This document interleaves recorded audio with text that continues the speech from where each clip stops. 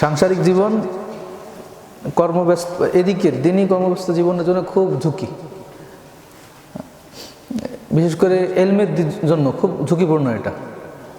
এই জন্য তো অনেক আলেম বিয়ে করতেন না। বুঝেছে? একটা বই আছে, হ্যাঁ, আল উলামা উল উজ্জাব, যারা ইলমের কারণে বিয়ে করে না এদেরকে বলে আল উলামা উল উজ্জাব বলে। ওইটারই অনুবাদ যেটা, ইলমের সাধনায় চিরকুমার উলামায়ে কেরাম, এটা আমার উস্তাদ অনুবাদটা করছেন।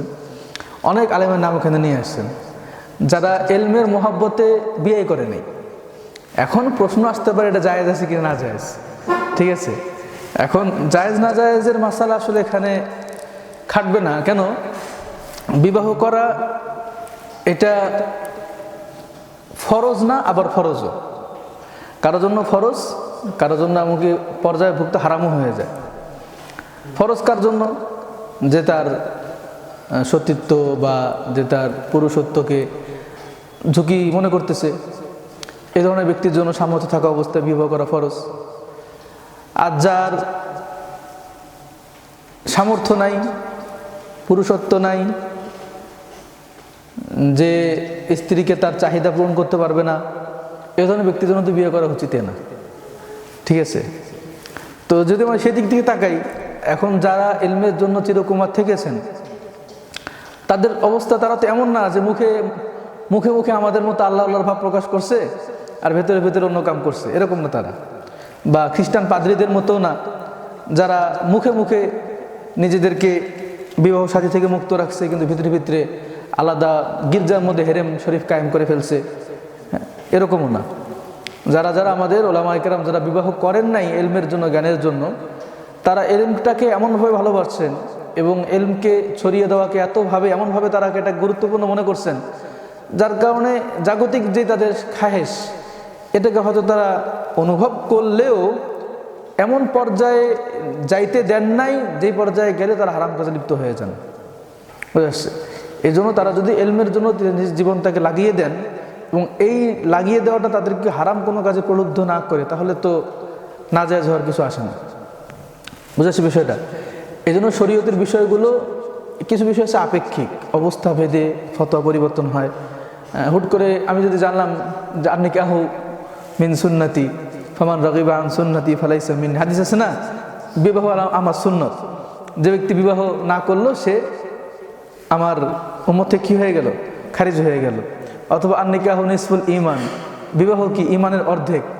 এখন আমি যদি ফতোয়া লাগাই দিই, হ্যাঁ, যারা বিয়ে করে না তাদের ইমানই পূর্ণ নেই, হ্যাঁ, যারা বিয়ে করে নাই তারা কি রাসূলের উম্মতেই না, ফতোয়া লাগাই দিলে তো সমস্যা। এখন কারণ রাসূলের হাদিসগুলো ছিল একটা গুরুত্ব বোঝানো, এটা কিন্তু করতে সামগ্রিকভাবে তো ফতোয়া এটাই, সামগ্রিকভাবে এটাই ফতোয়া যে হ্যাঁ বিবাহ করা ভালো। কারণ সামগ্রিকভাবে সবাই 100 জনের মধ্যে 99.99 জন এমন যারা বিয়ে না করলে হারাম কাজে লিপ্ত হওয়ার সম্ভাবনা বেশি।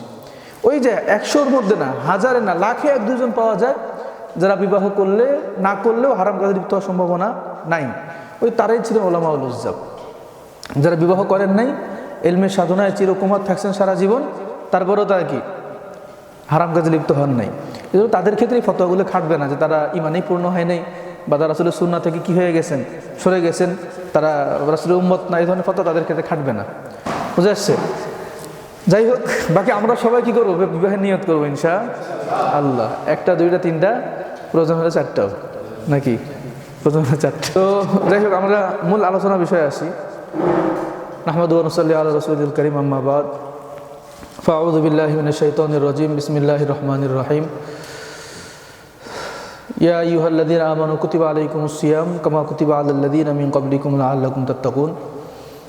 وقال رسول الله صلى الله عليه وسلم من صام رمضان إيمانا واحتسابا غفر له ما تقدم من ذنبه أو كما قال رسول الله صلى الله عليه وسلم. গত রমজানের আগেও এরকম আমরা একটা প্রস্তুতিমূলক অনুষ্ঠান করেছিলাম,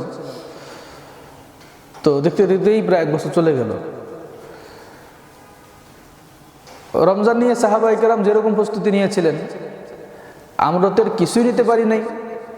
যদি এই একটু প্রচেষ্টাও আল্লাহ তাআলার দরবারে কবুল হয় সাহাবায়ে কেরামের মহান প্রচেষ্টার কাতারে যদি একটু হলেও স্থান দেয় আল্লাহ পাক রব্বুল আলামিন, তাতেও আশা করি আমাদের এই প্রোগ্রামগুলো সফল হবে ইনশাআল্লাহ। সাহাবায়ে কেরাম তারা কোনো কোনো বর্ণায় পাওয়া যায় প্রায় 6 মাস আগে থেকে তারা প্রস্তুতি নিতেন।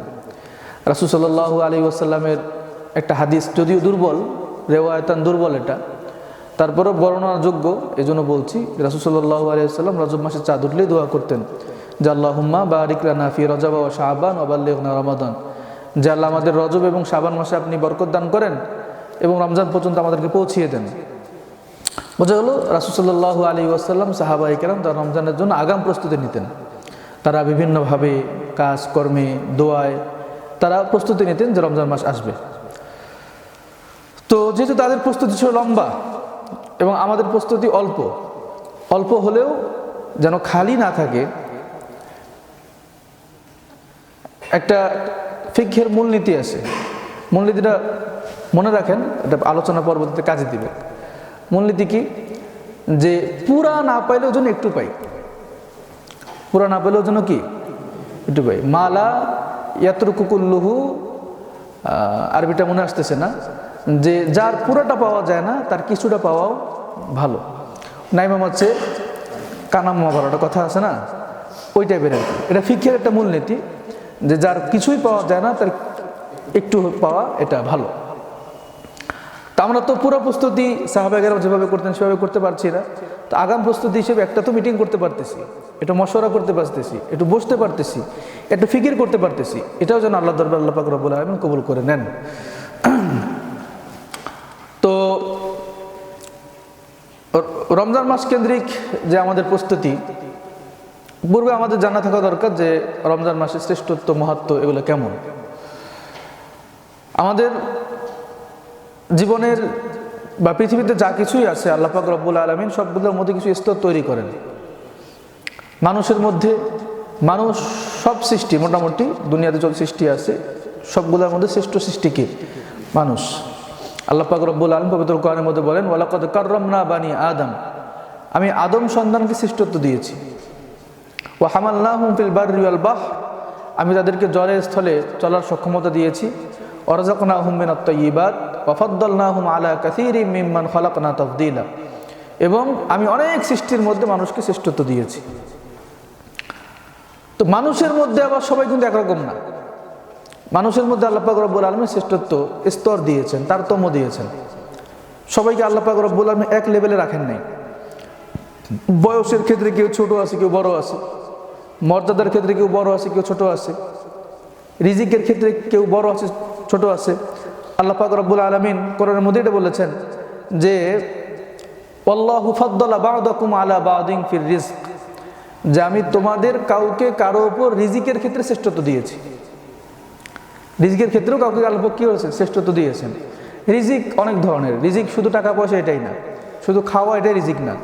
চাকরি, কাপড়, পোশাক আশাক, সন্তান সন্ততি, ফুরসত, সময়, সব কিছুই রিজিকের অন্তর্ভুক্ত। ঠিক আছে? তো ওই যে কাউকে আল্লাহ একটা রিজিক দিয়েছেন, কাউকে কি করছেন?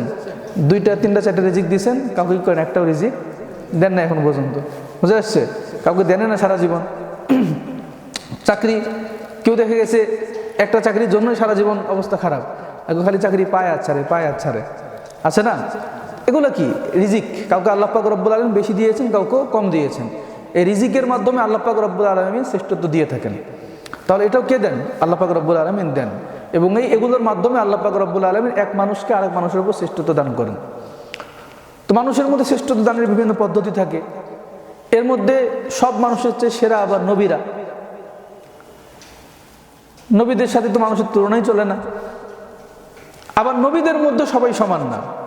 আল্লাহ পাক রব্বুল আলামিন নবীদের মধ্যেও কাউকে কারো উপর কি করেন? শ্রেষ্ঠত্ব দিয়ে থাকেন। আল্লাহ পাক রব্বুল আলামিন বলেন, ওয়ালাকাদ ফাদ্দালনা বা'দান নাবিয়্যিনা আলা বা'দ, যে আমি নবীদের কারো উপর কাউকে কি করেছি? শ্রেষ্ঠত্ব দিয়েছি। এক নবী এক দিক থেকে আরেক নবীর চেয়ে সেরা, আরেক নবী আরেক দিক থেকে আরেক নবীর চেয়ে সেরা। তবে সেরার ক্ষেত্রে কোনো নবীর শ্রেষ্ঠত্ব এমনভাবে বর্ণনা না করা যে আরেক নবীর অপমান হয়, এমন না করা। আশরাফ আলী থানভী রাহিমাহুল্লাহ, তাকে একবার কেউ জিজ্ঞাসা করেছিলেন যে ইউসুফ আলাইহিস সালাম সুন্দর না মুহাম্মদ সাল্লাল্লাহু আলাইহি সাল্লাম সুন্দর? তো উনি যেটা উত্তর দিয়েছেন, উনি বলেছেন দেখো ইউসুফও সুন্দর, মোহাম্মদও সুন্দর। ইউসুফের সৌন্দর্য হলো সূর্যের মতো, যে তাকায় থাকা যায় না, সুন্দর কিন্তু। আর মোহাম্মদ সাল্লাল্লাহু আলাইহি সাল্লামের সৌন্দর্য হলো চাঁদের মতো, পূর্ণিমার চাঁদের মতো, যে শুধু তাকিয়ে তাকিয়ে থাকতেই মন চায়, তাকিয়ে থাকতেই মন চায়। তো পাশাপাশি এই মূলনীতি তিনি বর্ণনা করলেন যে কারো সৌন্দর্য এমনভাবে বর্ণনা করা উচিত না যে একজনের সৌন্দর্য বর্ণনা করতে গিয়ে আরেকজন অপমান হয়ে যায়। অনেকে বলে না যে আমাদের নবী সুন্দর, ইসা সাল্লাম কি হয়েছে, বুঝেছ, এমনটা না করা চাই। হ্যাঁ, একজনের নাম হয়তো অনেকের কাছে তার নামটা লাগে, শর্ষিনার পীর সাহেব। শর্ষিনা একটা বাংলাদেশে একটা পিরালি সিলসিলার বড় একটা ধারা, এটা শর্ষিনা। তো ওই পীর সাহেব নাকি একটা কথা বলতেন, উনি ওনার মুরিদদেরকে বলতেন, আমি কিন্তু আবার শর্ষিনা পীরের কিছু না,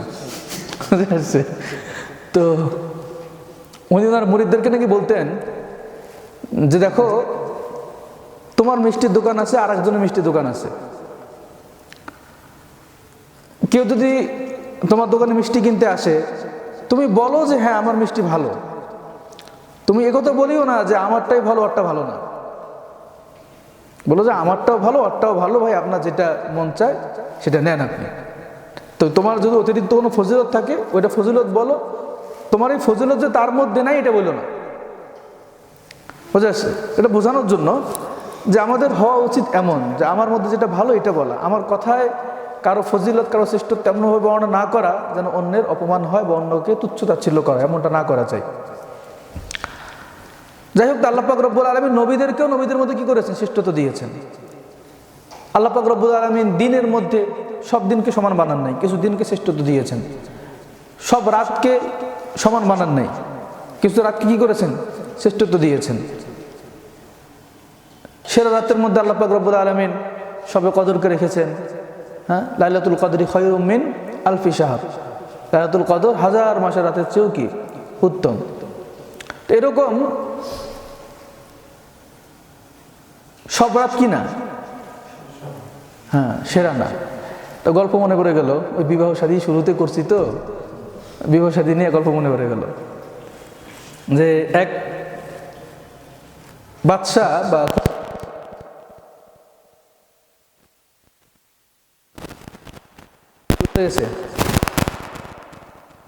আগে দাসী কিনতে পাওয়া যায়।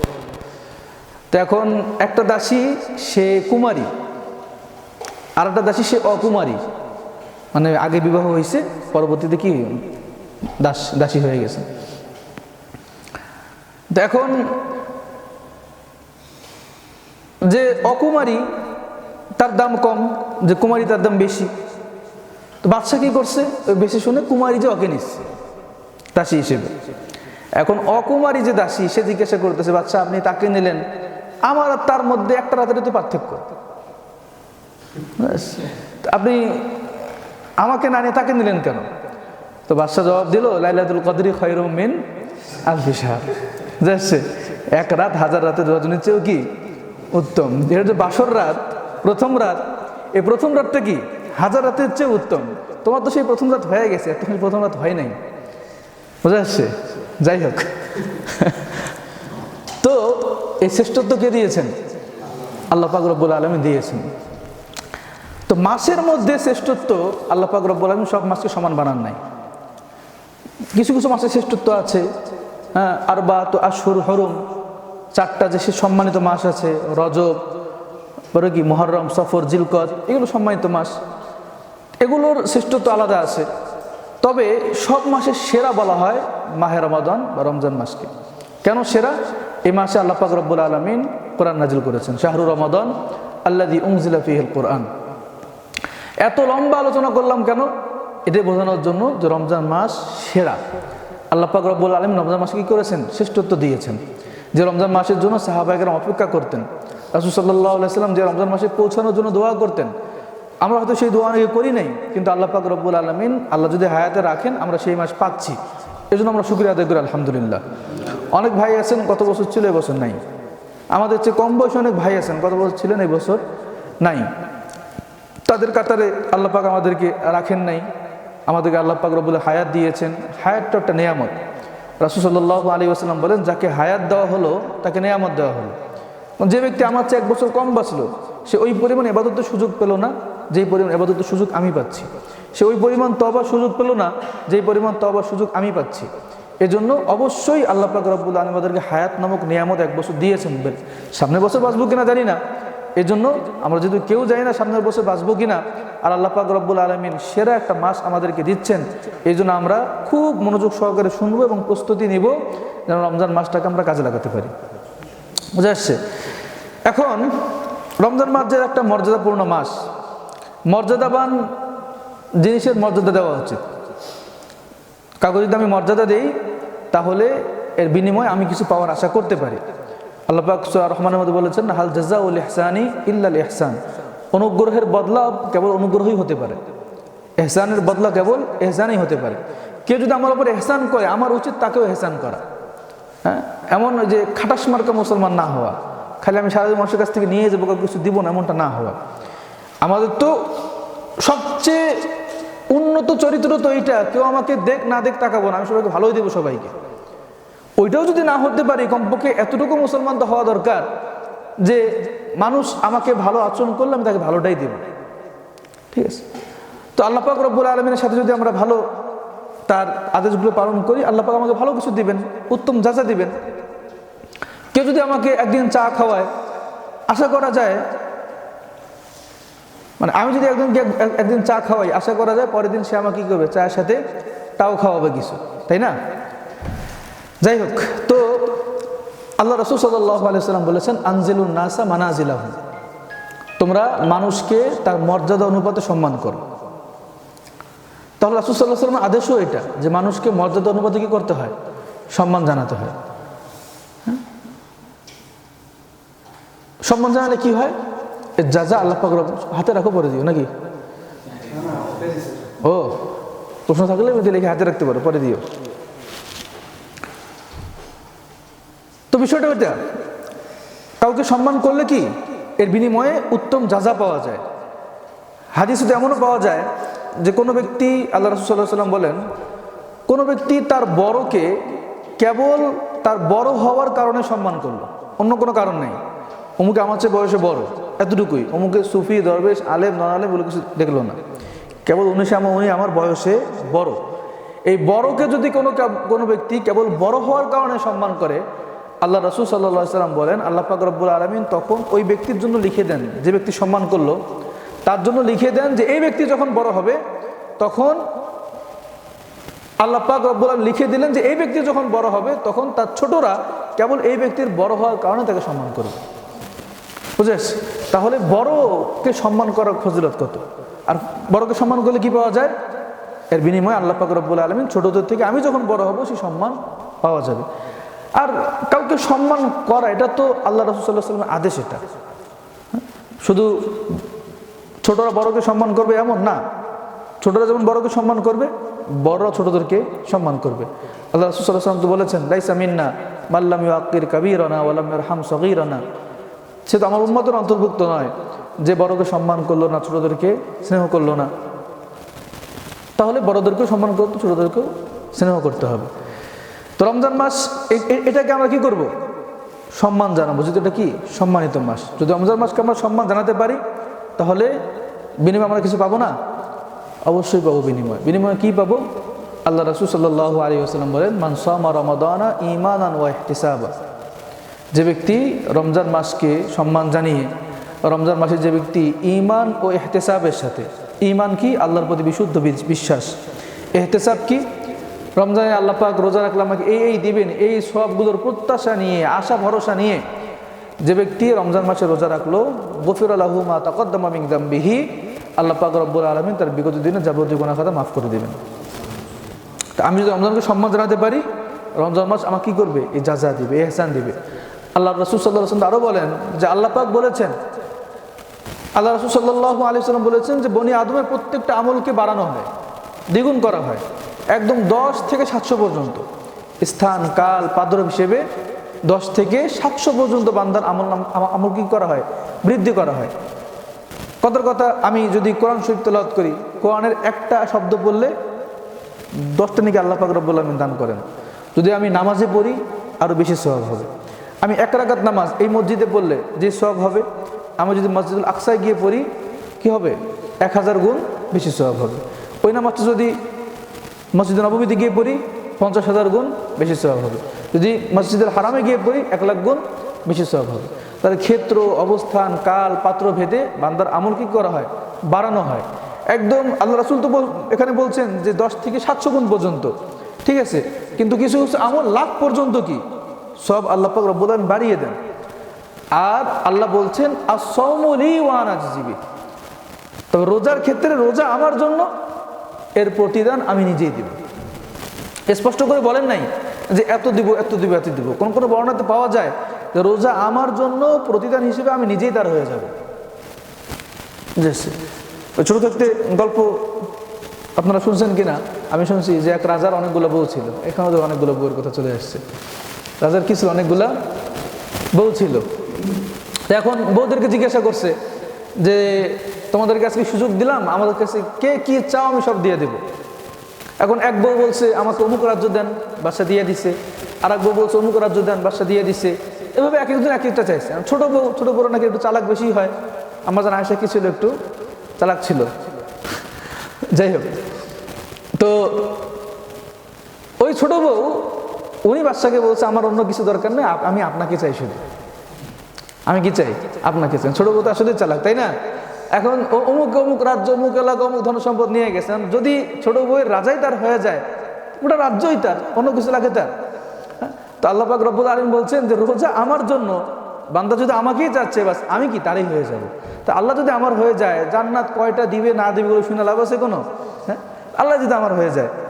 অনেক আরেফ যারা আল্লাহর প্রেমে খুব মশগুল হয়ে যান, তারা তো বলেন जन्नत दोज़ख से या रब क्या करूं, आरज़ू है मैं तुझे देखा करूं, हूर गिलमन जितने नेमत है तू, सबसे बढ़कर नेमत दीदार तू।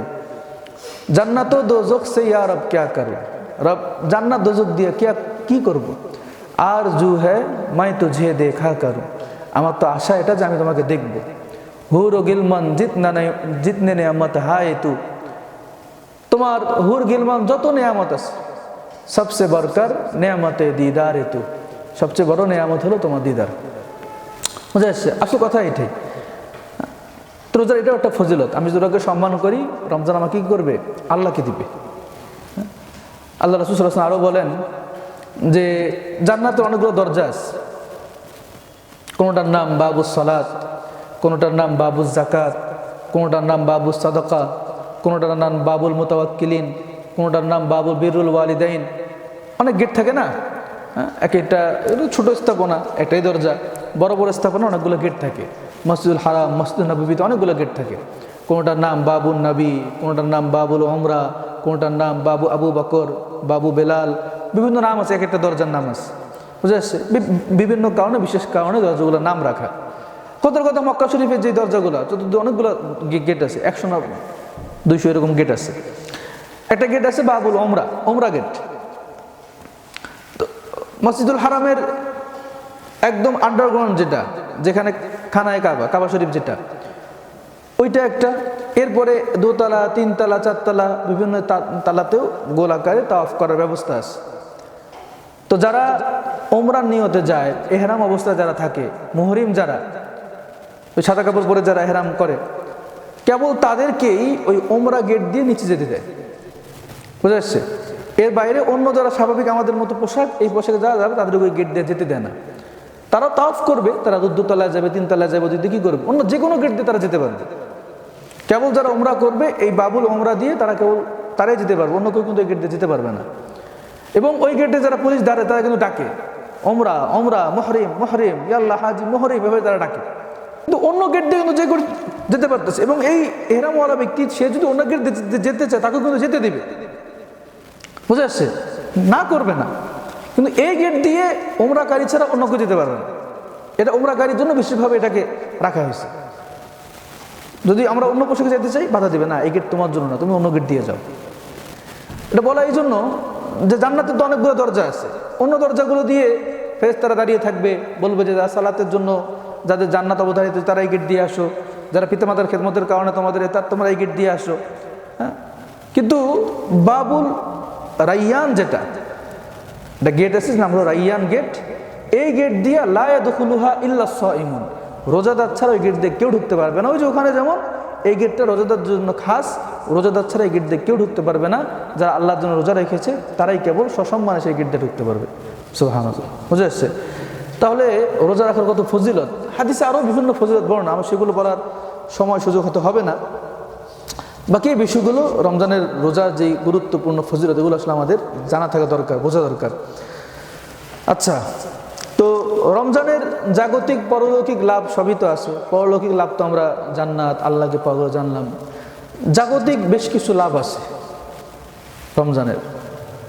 জাগতিক লাভগুলোর মধ্যে সবচেয়ে বড় এবং গুরুত্বপূর্ণ যে লাভটা, সেটা হলো রোজার মাধ্যমে আত্মনিয়ন্ত্রণ প্রতিষ্ঠা হয়। নিজেকে নিয়ন্ত্রণ করতে পারে কি হয়, এটা একটা অভ্যাস হয়, তারবিয়ত হয়, দীক্ষা হয়। এটা একটা আল্লাহ রাসূল সাল্লাল্লাহু আলাইহি ওয়াসাল্লামের হাদিস আমরা সকলে জানি। রাসূল সাল্লাম কি বলছেন, আইয়ুহাশ শাবাব তাজাওয়াজু, এই টাইপের হাদিস। আও কামা ক্বালা রাসূলুল্লাহ সাল্লাল্লাহু আলাইহি ওয়াসাল্লাম, যে যুবকরা তোমরা কি করো, বিয়ে করো। আবার বিয়ে চলে এসছে, তোমরা কি করো, বিয়ে করো। এরপর কি বলছে, যদি তোমরা বিয়ে করতে না পারো, ফাইল্লাম তাস্তাতি, যদি তোমরা বিয়ে করতে না পারো ফালাইকুম বিসসাওম, তাহলে কি রাখো, রোজা রাখো। প্রথম কথা কি বলছে, বিয়ে করতে বলছে। যদি অবস্থা এমন হয় যে পারিপার্শ্বিকতা, আর্থিক অবস্থা বা বিভিন্ন কারণে কোনোভাবেই বিয়ে করা এখন সম্ভব হচ্ছে না, কিন্তু পুরুষত্ব তো কি এমন জোয়ার যেটা বাধা মানতে চায় না, যার কারণে হারামে জড়িয়ে পড়ার সম্ভাবনা তৈরি হচ্ছে, এই অবস্থায় কি করবা, রোজা রাখবা। রোজা রাখলে কি হয়, নিজের উপর একটা নিয়ন্ত্রণ প্রতিষ্ঠা হয়, নিজেকে কন্ট্রোল করাটা কি হয়, সক্ষমতা তৈরি হয়। আল্লাহ রাসূল সাল্লাল্লাহু আলাইহি ওয়াসাল্লাম এবং আল্লাহ পাক বলে তাহাজ্জুদের কথা বলছেন। তাহাজ্জুদ পড়ার অন্যতম একটা ফায়দা এটা যে নিজের উপর কি হয়, নিয়ন্ত্রণ প্রতিষ্ঠা হয়। রাত্রে ওঠা, জোর করে ওঠা, উঠতে মন চায় না, ওঠার মাধ্যমে অনেক কষ্ট করে টয়লেটে যাওয়া, ওয়াশরুমে যাওয়া, উজু করা, ঠান্ডা পানি দিয়ে যাওয়া, নামাজে দাঁড়িয়ে যাওয়া, এই যে একটা প্রক্রিয়া, নিজের উপর একটা কর্তৃত্ব প্রতিষ্ঠা, নিয়ন্ত্রণ প্রতিষ্ঠা, এটা কি একটা পরিশ্রম, একটা দীক্ষা, এটা তারবিয়ত, প্রশিক্ষণ, এটা একটা। ঠিক তদ্রুপ রোজাও কি একটা প্রশিক্ষণ। রোজার মাধ্যমে কি হয়, নিজের উপর একটা নিয়ন্ত্রণ প্রতিষ্ঠা হয়। তো এরকম অনেক ফজিলত আসলে আছে। তো ফজিলত বলতে বলতেই ফাজাইলে রমজানের মধ্যে অনেক হাদিস আছে। হাদিসের কিতাবগুলোর মধ্যে ফাজাইলে রমজান আলাদা কিছু অধ্যায় থাকে, অধ্যায়ের মধ্যে প্রচুর হাদিস আছে। ওগুলো বলতে অনেক রাত হয়ে যাবে, সেগুলো বলছি না।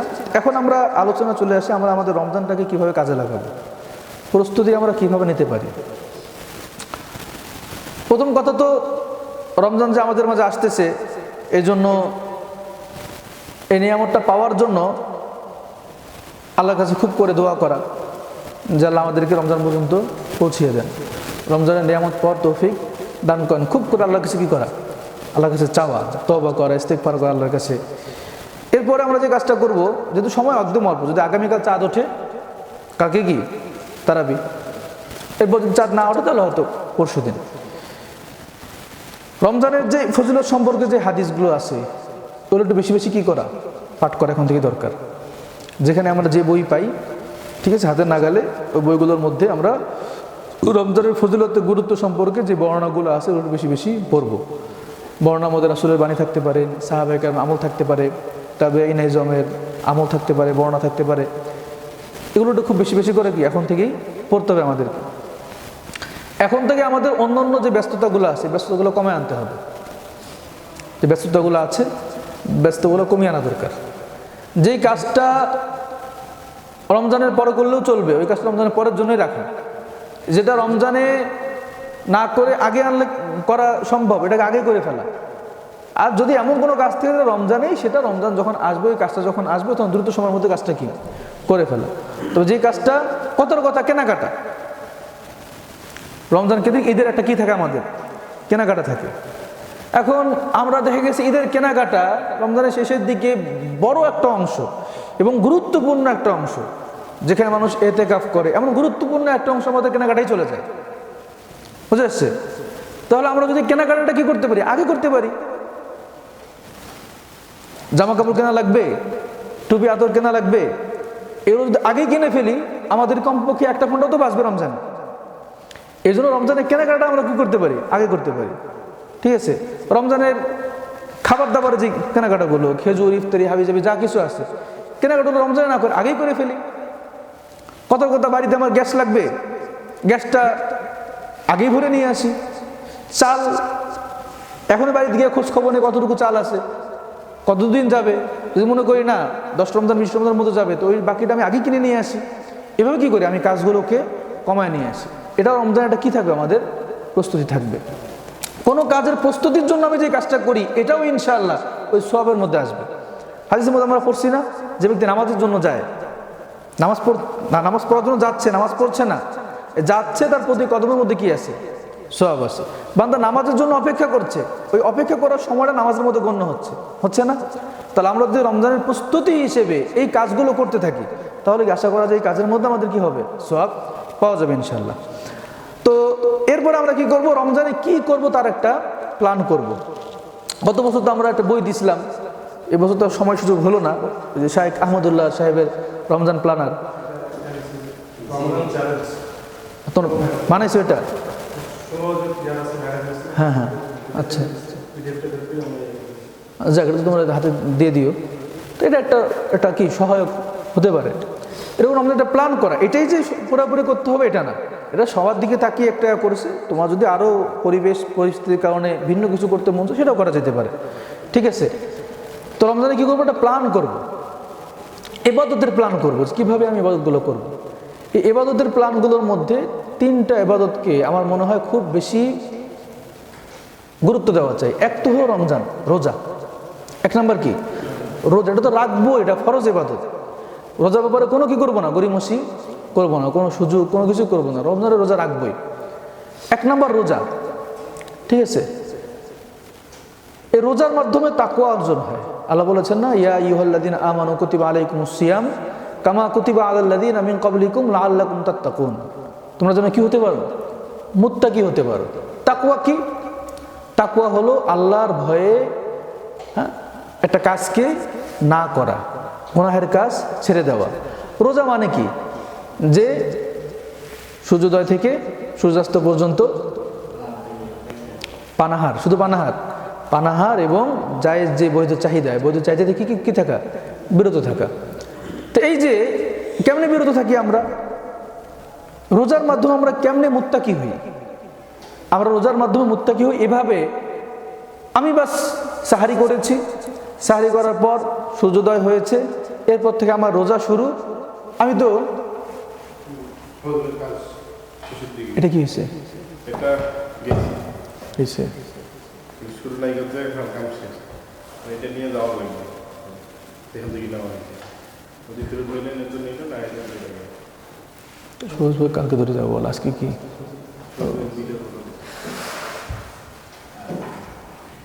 বুদ্ধি শুনে এই কামটা করলাম, কালকে আবার ঠেকা দেওয়া লাগবে।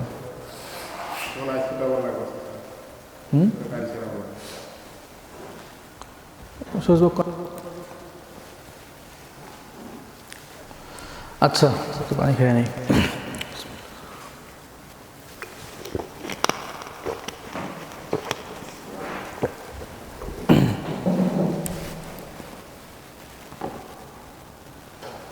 কি বলতেছিলাম, আচ্ছা, রমজানটাকে কেন দিয়েছে যেন আমরা কি হতে পারি, মুত্তাকি হতে পারি। কেমনে আমরা মুত্তাকি হই রমজানের মাধ্যমে, আমরা নিজের অজান্তেই হয়তো আমরা এটা মাথায় রাখি না, যার কারণে এই শিক্ষাটা পরবর্তী আমাদের কাজে দেয় না। রমজানে আমরা কি করি, রোজা রাখি, আমাদের দিনের বেলা কি লাগে, খিদা লাগে, লাগে না, লাগে, মোটামুটি লাগে।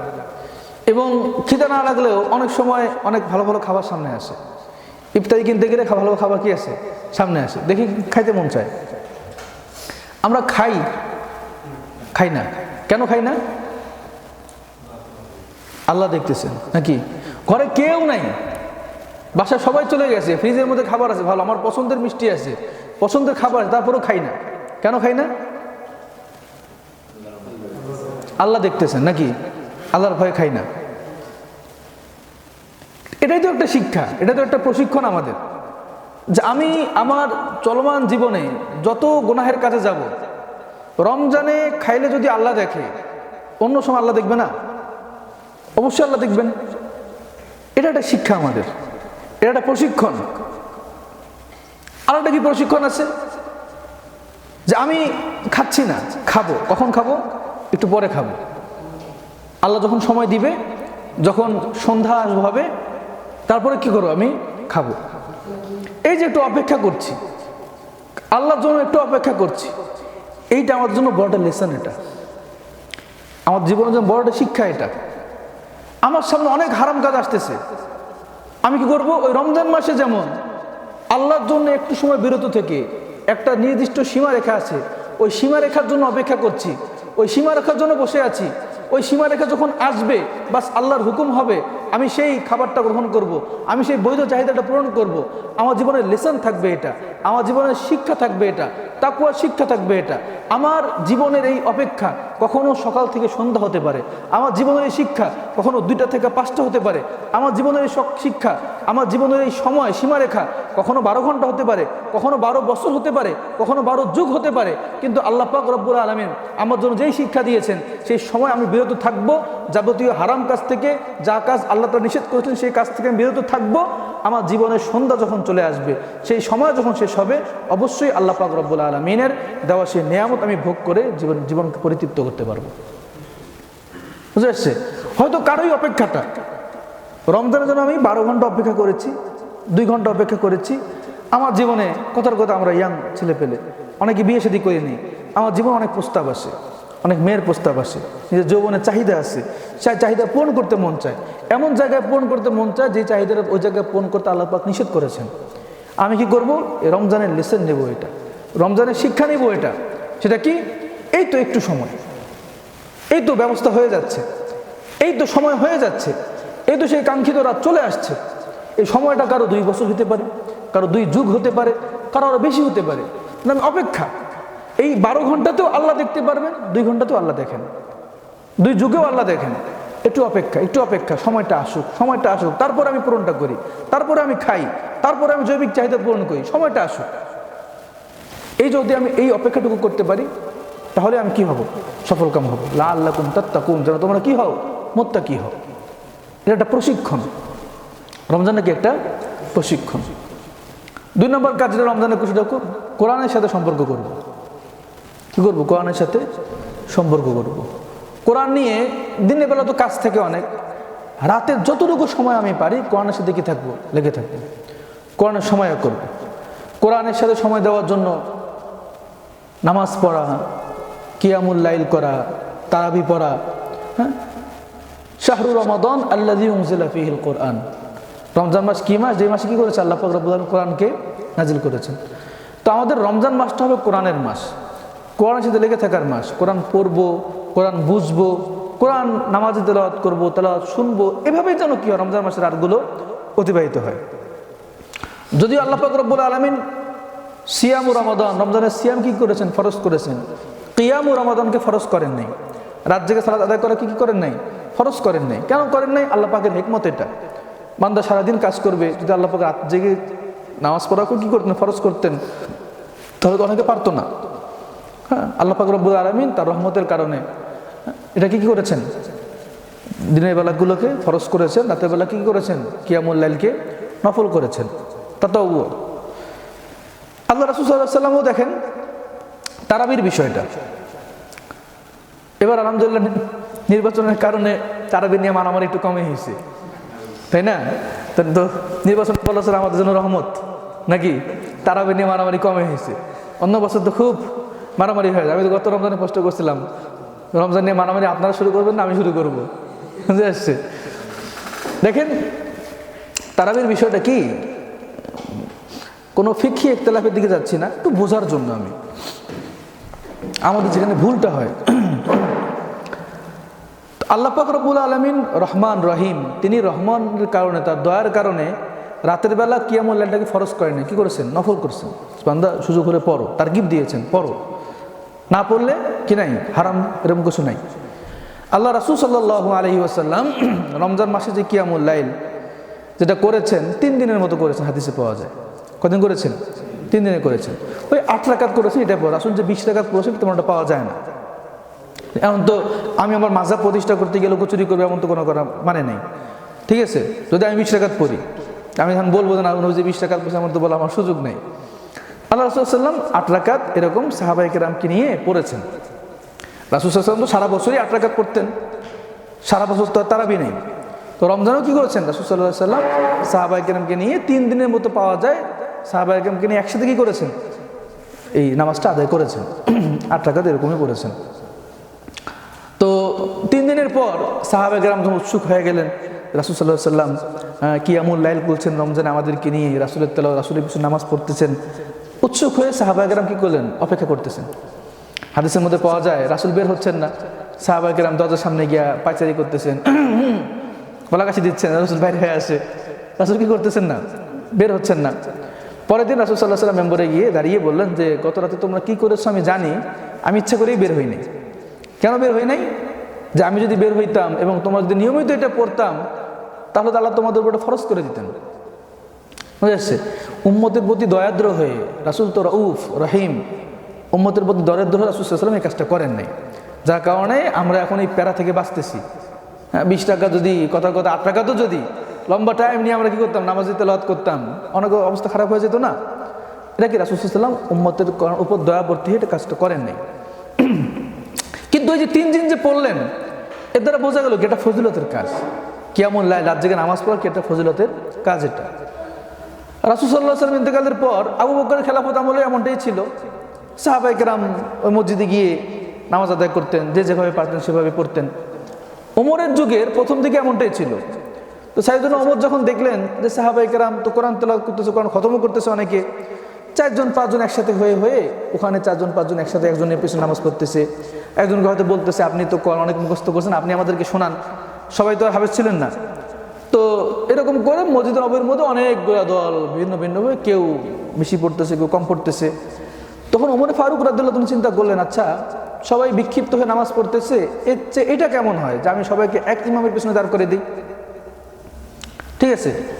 তো কি হবে, তখন মোটামুটি সবাই কি নামাজ পড়তে পারবে, যারা পারতেছে না তারাও পারবে, যারা পারলো তারা তো পারতেছি। ওই যে বলছিলাম মনে আছে, যেটা বড়টা না হলেও কিছুটা পাওয়া যায়, ঠিক আছে? এখন কেউ সারা রাত জেগে হয়তো নামাজ পড়তে পারবে না,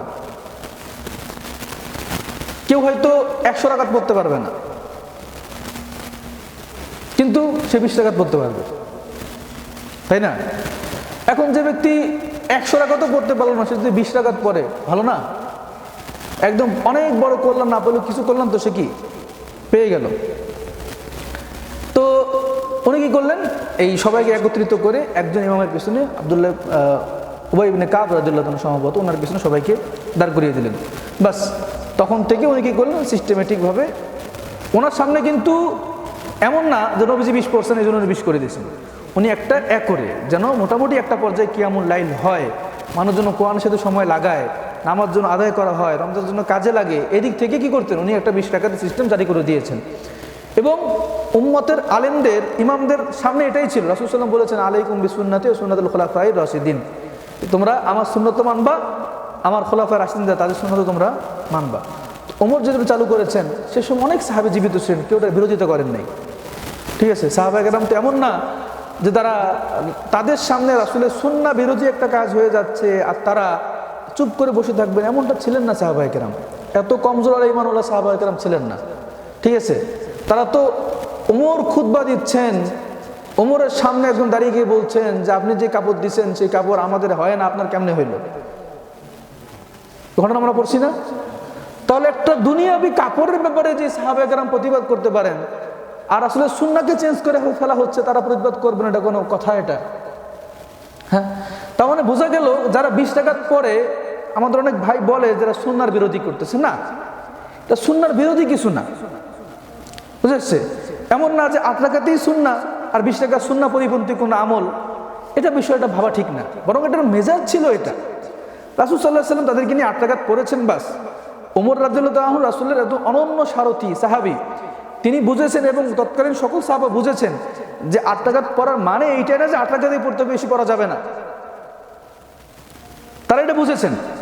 তাদের বুঝ ঠিক না আমাদের বুঝ ঠিক, অবশ্যই তাদের বুঝ ঠিক, ঠিক আছে? এবং তারা বুঝেছেন যে রাসূলের আমলের দাবি ছিল বেশি বেশি ইবাদত করা। ঠিক আছে, অত বেশি করা তো সম্ভব না, একটা সিস্টেমে নিয়ে এসে 20 রাকাত করে দিয়েছেন ওমর। ওমর করছেন, নবী করে নাই, এই কথা বলে অনেকে আবার ডিবেট করে ওমর কি। তো ওমর কি বলতে, ওমর তো রাসূলের সাহাবী, আর রাসূল তো বলেছেন আমি করব, আমার সাহাবী কেরাম যেটা করছে, আমার খলিফা যেটা করবে সেটা তোমরা মানবা। রাসূল করেছেন, তো আমি যদি কথা 6 পড়তাম তাহলে না বিরুদ্ধে হইতো। তো 20-এর মধ্যে তো 8 আছেই, 20-এর মধ্যে 8 আছে না, হ্যাঁ, তো বিষয়গুলো সহজ বিষয়। যাই হোক, তখন থেকে উম্মতের 4 জন যে ইমাম, আবু হানিফা, শাফিঈ, ইমাম আহমদ ইবনে হাম্বল, তাদেরও মত কি 20 রাকাতেই পড়ে। এবং দীর্ঘ সময় থেকে মক্কা মদিনায় তো আমরা জানি 20 রাকাতেই পড়ে, 1400 বছর থেকে কি 20 রাকাতেই পড়ে আসছে। এখন করোনার সময় 10 রাকাত করছে, 10 রাকাত, আর করোনা শেষ কিন্তু আর কম বাস করতেছে না। যদি 8 রাকাতে হইতো তো 8 রাকাত করতো, 10 রাকাত করলো কেন? যদিও মক্কা মদিনার ওরা কিন্তু সবাই ফিকে হাম্বলি অনুসরণ করে, ঠিক আছে, ওরাও কিন্তু একটা ফিক অনুসরণ করে। ফিকে ওদের অফিসিয়ালি ফিক হলো, আইন হলো ফিকে হাম্বলি। আর মালিকি মাযহাবে তো 36 রাকাত, মালিকি মাযহাব কয় রাকাত? 36 রাকাত ওনারা পড়তেন তারাবি, বুঝা যাচ্ছে? মানে ওইটা কেন পড়তেন, ওটার একটা কারণ আছে। ওটা মালিকি মাযহাবের বেশিরভাগ আধিপত্য ছিল মদিনায়, তো মক্কায় যারা তারাবি পড়তেন তারা 4 রাকাত পর তাওয়াফ করতেন, বুঝা যাচ্ছে? এটা একটা আলাদা একটা ফজিলত। 4 রাকাত পড়তেছে, আবার কি করতেছে, তাওয়াফ করে আবার 4 রাকাত পড়তেছে। হ্যাঁ, তো এখন ওরা চিন্তা করলো যে মক্কাবাসী এরা তো 4 রাকাত পর কি করতেছে, তাওয়াফ করতেছে, এখন আমাদের তো এই ফজিলতটা হইতেছে না, আমাদের তো কাবা শরীফ নাই এখানে। ওরা কি করছে, 4 রাকাত আরো 4 রাকাত আরো 2 রাকাত কিরকম পড়ছে, পরে সংখ্যাটা কি করছে, বাড়াইয়া দিচ্ছে। তার মানে এই আমলগুলো থেকে কি বোঝা যায়, রমজান মাসে বেশি বেশি নামাজ পড়া, বেশি বেশি কোরআন তেলাওয়াত করা, ঠিক আছে? এই যে সাহাবীদের এবং উম্মার ইমামদের এবং যারা আইম্মায়ে মুজতাহিদিন, তাদের এই যে আমলের স্পৃহা, প্রতিযোগিতা, এটা থেকে কি বোঝা যায় আসলে? ফিক কি কি বুঝলাম আমরা এটাই বুঝলাম যে রমজান মাসে বেশি বেশি যে যত পারবে কোরআন তেলাওয়াত করবে, যে যত পারবে নফল নামাজ আদায় করবে। কথা বুঝে আসছে? এই আমলগুলো থেকে এটাই বোঝা যায়। কিন্তু আমরা এখন এই যে 8-20-এর মাসালা এমনভাবে উত্থাপন করছি, যে লোকটার 20-কে 100 রাকাত পড়ার তো সুযোগ আছে, শক্তি আছে, সে 8 রাকাত করে দৌড় মারে, বুঝে আসছে? এটা করা যে মূল ফিক ছিল, এটা দাবির খেলাফ, এটা বুঝে আসছে? হ্যাঁ, কেউ যদি শরীর না তোলায় সে 8 পরে চলে যাক, যার আরো 2 রাকাত পড়ার সামর্থ্য সে আরো 2 রাকাত পড়ুক, যার আরো 2 রাকাত সে 12 রাকাত পড়ুক, সে 14 রাকাত পড়ুক। 20-এর পর 20-এই যে পড়তে হবে এটা তো জরুরি না। 20-এর পর তার আরো সামর্থ্য আছে, ইমাম সাহেব আমি দোয়া করে দিয়ে চলে গেছি, তাতে আপনার কি, আপনি পড়েন না 2 রাকাত করে, আরো 20 রাকাত আপনি পড়েন, কোনো অসুবিধা তো নেই। কথা বুঝে আসছে? আমরা আমাদের উস্তাদদেরকে দেখছি, তারা এরকম 20 রাকাত তারাবি আদায় করার পর যারা ভালো ভালো হাফেজ, এদেরকে নিয়ে মসজিদে বা সারা রাত কিয়ামুল লাইল করতেন। রমজানের তারাবিতে তো তারা 1 খতম করতেন, কিয়ামুল লাইলে 2-3 খতম পর্যন্ত তারা করতেন, বুঝে আসছে? কিয়ামুল লাইলে 2-3 খতম পর্যন্ত তারা করতেন। তাহলে মূল বিষয়টা ছিল এমন, আমরা এটা কি করছি, 8 রাকাত 20 রাকাতের একটা ইখতিলাফ লাগায়া আফসোস লাগে। অনেক যুবক ছেলেরা আমার মসজিদে প্রথমে 4 রাকাত, মানে প্রথম 8 রাকাতের মধ্যে 4 কাতার পুরা 8 রাকাত হইলো, যুবকরা দৌড় পারলো, একদম 1 কাতারও হয় না, বাজে একটা অবস্থা। তো এর জন্য কি আল্লাহর দরবারে জবাবদিহিতা করতে হবে না? অবশ্যই আল্লাহর দরবারে জবাবদিহিতা করতে হবে। রমজানের মূল স্পৃহা ছিল, স্পিরিট ছিল, বলি না, জুলাইয়ের স্পিরিট, 71-এর স্পিরিট, রমজানের মূল স্পিরিট ছিল এটা, যে বেশি বেশি ইবাদত করবে, বেশি বেশি নফল নামাজ আদায় করবে, বেশি বেশি কোরআন শুনবে, কোরআন পড়বে বেশি বেশি।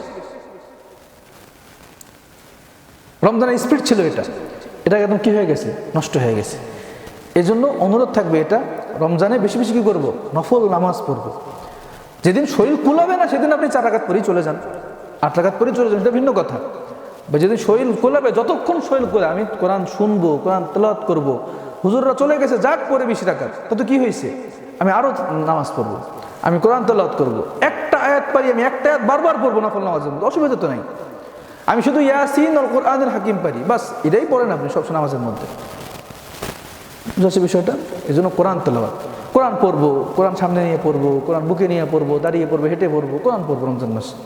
তাহলে 1 নম্বর হলো রোজার ইহতেমাম করবো, 2 নম্বর নফল নামাজ এবং কোরআন তেলাওয়াতের ইহতেমাম করবো।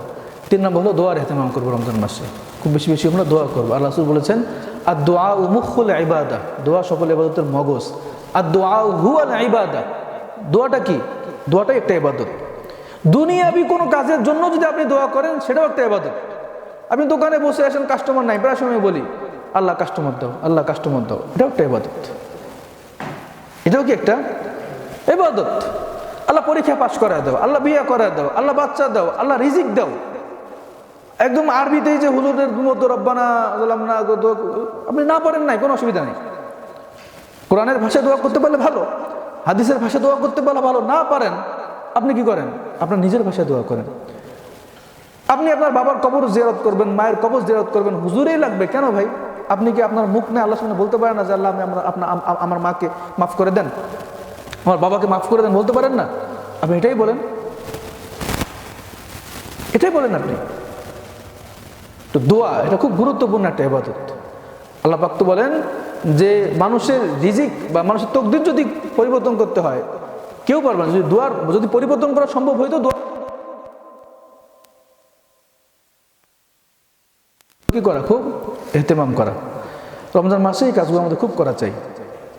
ইবাদতের জন্য কমতি না আসে, শরীরে যতক্ষণ শক্তি সামর্থ্য আছে আমি কি করবো? ইবাদত করবো। সবচেয়ে বড় বিষয় হলো গুনাহ করব না। কি করব না? গুনাহ করব না। রমজান মাস চেষ্টা করব যে গুনার যে সরঞ্জাম থেকে দূরে থাকার চেষ্টা করব। বুঝে আসছে? মোবাইল ফোন কম্পিউটার ল্যাপটপ এগুলো থেকে দূরে থাকার চেষ্টা করব। আমি আজকে বাসায় ভুলে ফোন রেখে গেছিলাম, 2 ঘন্টা বাইরে ছিলাম ফোন ছাড়া, খুব ভালো লাগছিল। কিন্তু ফোন ছাড়া আসলে হয় না বাইরে থাকা। 2 ঘন্টা ফোন ছেড়ে বাইরে ছিলাম, মানে মনে হয় যে আমি একটা প্রাকৃতিক পরিবেশের মধ্যে আসছি, কোনো কিছু নেই, মানুষের সাথে মনোযোগ সহকারে কথা বলতে পারতেছি। ফোন থাকলে কথা বলতেছি কিন্তু মনোযোগ আছে ফোনের মধ্যে, দেখি কোনো মেসেজ আসলো কিনা, কেউ কল টল দিল কিনা। বুঝে আসছে? এই জন্য গুনাহের যে সরঞ্জাম এগুলো থেকে কী করবো? দূরে থাকার চেষ্টা করবো। আর সবিশেষ সবাই নিয়ত করবো যেন আমি এতেকাফটা করতে পারি। বুঝে আসছে? এতেকাফ এটা খুব গুরুত্বপূর্ণ আমল। আল্লাহ রাসূল সাল্লাল্লাহু আলাইহি ওয়াসাল্লাম প্রায় সারা জীবন কি করেছেন? প্রত্যেক রমজানেই এতেকাফ করেছেন, এই আমলটা ছাড়েন নাই। আর আমাদের অবস্থা হলে আমরা আমলটা কোনোদিন করিই না জীবনে। ঠিক আছে?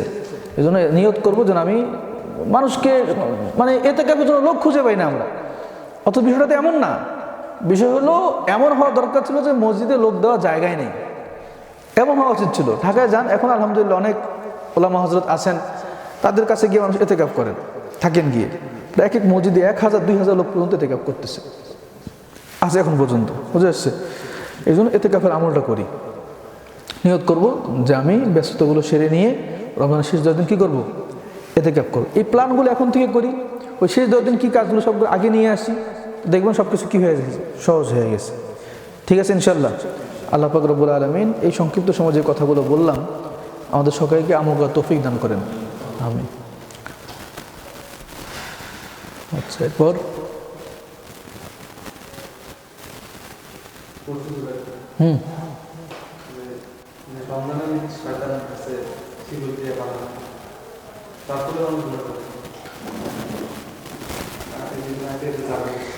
না, এটার হাদিস তো পাওয়া যায়, বাকি জবাব অনেক ধরনের দেওয়ার চেষ্টা করা হয়। ঠিক আছে?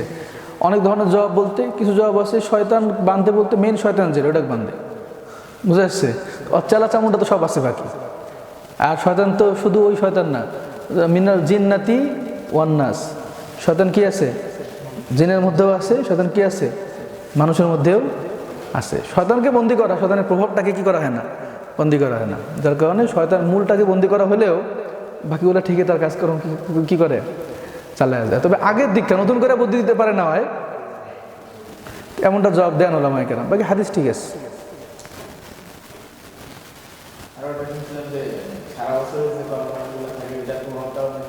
হ্যাঁ, ওই যে ট্রেন যখন ব্রেক করার পরে কিন্তু একটু আগায় যায়। বুঝে আসছে? সারা বছর যে দীক্ষাগুলো দিয়ে গেছে বা যে শয়তানিতে আমরা আসি ওটা ধাক্কাতে আমাদের কিন্তু আমরা চলে যাই। বুঝে আসছে?